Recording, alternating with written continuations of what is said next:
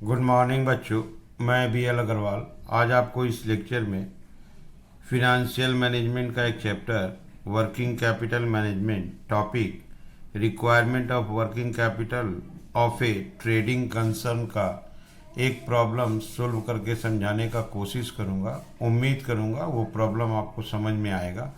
आप लोग वीडियो को पॉज करके क्वेश्चन को लिख लीजिए, मेरे साथ धीरे धीरे सोल्व कीजिए। देखिए आपको 100% समझ में आ जाएगा। ठीक है, ये रख दिया आपके सामने एक प्रॉब्लम। यहाँ देखिए कोई मिसेज सेन है, वो एक नया ट्रेडिंग बिजनेस स्टार्ट की हैं। तो उनका फॉलोइंग इंफॉर्मेशन है, जहाँ पे एनुअल सेल्स है 24 लैक्स।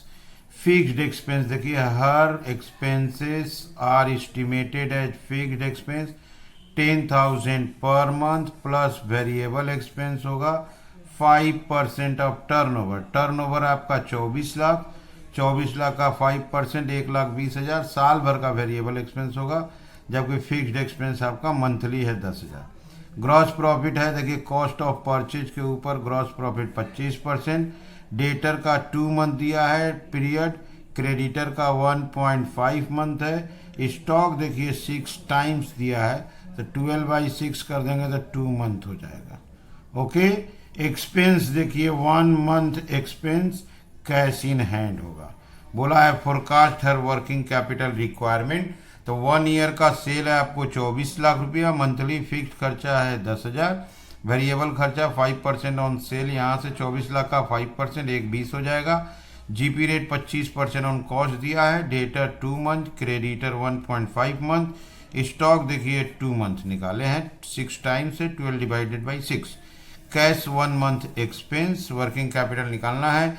याद रखिएगा न्यू ट्रेडिंग कंसर्न है, न्यू ट्रेडिंग कंसर्न होने से ओपनिंग स्टॉक नील होता है। जो क्लोजिंग स्टॉक एवरेज स्टॉक आएगा उसी को क्लोजिंग स्टॉक मान लिया जाएगा। चलिए इसको सोल्व करके देखते हैं। ये रख दिया आपके सामने format, statement of working capital requirement particular rupees. सबसे पहले हमको CACL का वैल्यूएशन करना होगा, अमाउंट डिटरमाइन करेंगे। तो क्वेश्चन में सेल्स दिया हुआ था, सेल्स था आपका 24 लैक्स। इसमें से प्रॉफिट माइनस करेंगे। प्रॉफिट था 25% on cost, that is 24 lakh का 25/125, दैट इज 480। तो ये आया 1920।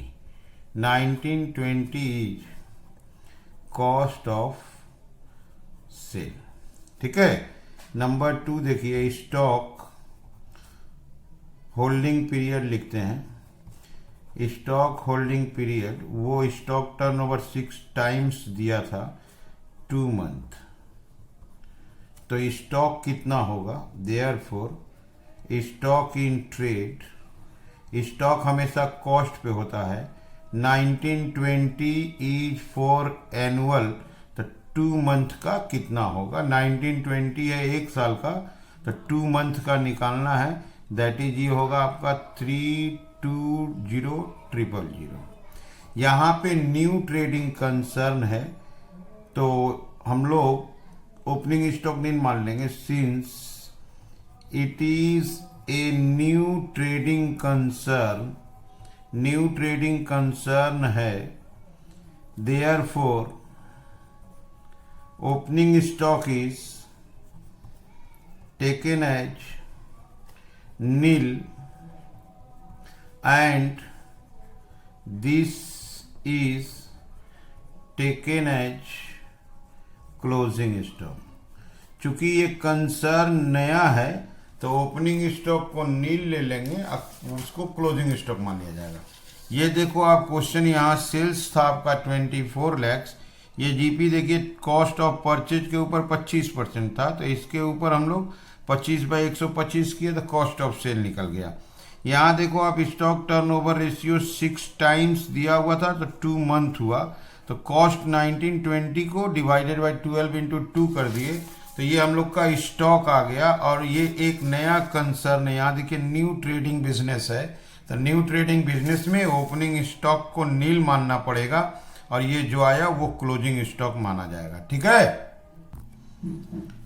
अब इसके बाद हम लोग डेटर का कैलकुलेशन कर देते हैं। Debtor depends on sale. यहाँ सेल देखिए आप 24 लैक्स है और डेटर का मंथ दे रहा है 2 month, that is divided by 12 into 2, debtor आपका 4 लाख आ जाएगा। डेटर डिपेंड करता है सेल पे। सेल यहाँ 24 लैक्स है और डेटर का आप पीरियड देख लो, यहाँ डेटर 2 मंथ दिया हुआ है तो डिवाइडेड बाई 12 इंटू 2। अच्छा, क्रेडिटर देखिए 1.5 मंथ है। क्रेडिटर डिपेंड्स करता है परचेज पे, तो परचेज तो है नहीं, परचेज कैलकुलेट करेंगे। Number 4 creditor. क्रेडिटर जाएगा परचेज के ऊपर डिवाइडेड बाई 12 इंटू 1.5।